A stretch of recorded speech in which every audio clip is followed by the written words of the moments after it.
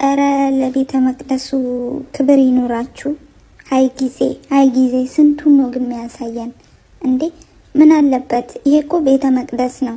እሱ ላያቅ ይችላል ምናምን ከሌላ አገር ነው የመጣው። ስለዚህ አንድም እዛ ጋር የሚያቅ እንትን ይጥቃ እንዴ? ሀይ ሀበሻ እንዴ! ለሃይማኖታችሁ ክብር ስጡ። ውስጥ ይህን ያህል ጫጫታ ቤተ መቅደስ ውስጥ ይሄ ነገር ተገቢ ነው እንዴ?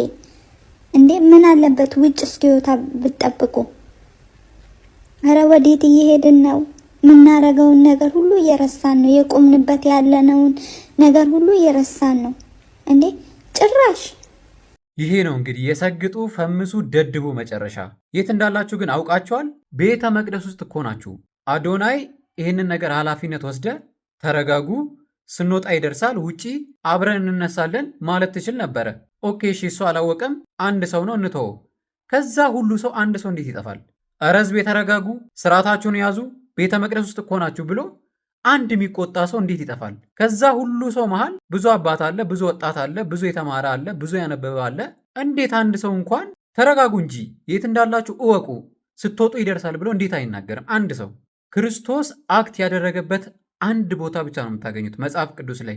እሱም ቤተ መቅደስ ውስጥ ሲገበያዩ ሲነግዱና የተለያዩ ነገሮችን ሲያደርጉ የተመለከተበት ቦታ። ከዛ ምን አደረገ? ዕቃቸውን የሚሸጡትን ነገር እያፈራረሰባቸው እየበተነባቸው ቤቴ የጸሎት ቤት ትባላለች አላቸው። እንዲሁም መጽሐፍ ቅዱስ ሲናገር ምንድን ነው የሚለው? የቤት ቅናት በላኝ ይላል። በነገራችን ላይ እኔ በአዶናይ አልቀናም፣ በቤተ ክርስቲያን ግን እቀናለሁ። ቤተ ክርስቲያን ውስጥ የሚደረገው እያንዳንዱ ስህተት፣ እያንዳንዱ ጥፋት በጣም ነው የቤቱ ቅናት የሚበላኝ የሚከነከነኝ፣ እንድናገር የሚገፋፋኝ።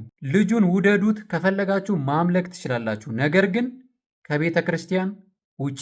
ለአሁኑ የሆነው ሆኗል፣ ያለፈው አልፏል። ለወደፊቱ ግን በነገራችን ላይ አዶናይ ብቻ አይደለም፣ መምህራን ሁኑ፣ ሰባኪያን ሁኑ፣ ዘማሪያን ሁኑ፣ መንፈሳዊ ቲክቶክ ላይ የምትሰሩ ሰዎችም ሁኑ፣ ቤተ ክርስቲያን ውስጥ ስርዓታችሁን ያዙ። አንደኛ ሰዎች እንደዚህ ወደ እናንተ ሮጠው እንደዚህ አይነት ነገር ሊያደርጉ ሲሞክሩ ተረጋጉ፣ ይደርሳል፣ አሁን ያለነው የተከበረ ቦታ ነው፣ ቤተ መቅደስ ነው ብላችሁ ከልክሏቸው። ሁሉን ነገር በስርዓቱ በልኩ ከቤተ ክርስቲያን ውጭ ያድርጉት።